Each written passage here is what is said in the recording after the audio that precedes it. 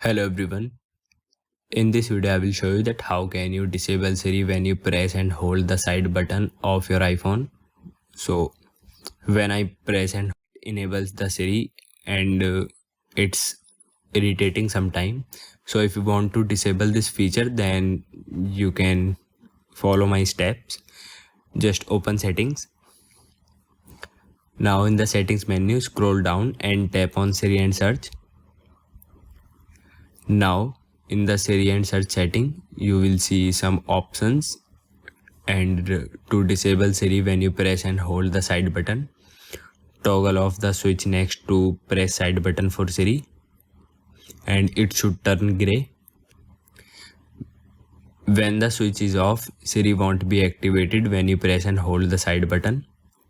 Now you can exit the settings and it is disabled. Now Siri will no longer be activated when you press and hold the side button on your iPhone. You can still access Siri using voice commands by saying "Hey Siri" and by using other Siri activation methods such as assistive touch or Bluetooth headphones, etc. So this is how you can disable Siri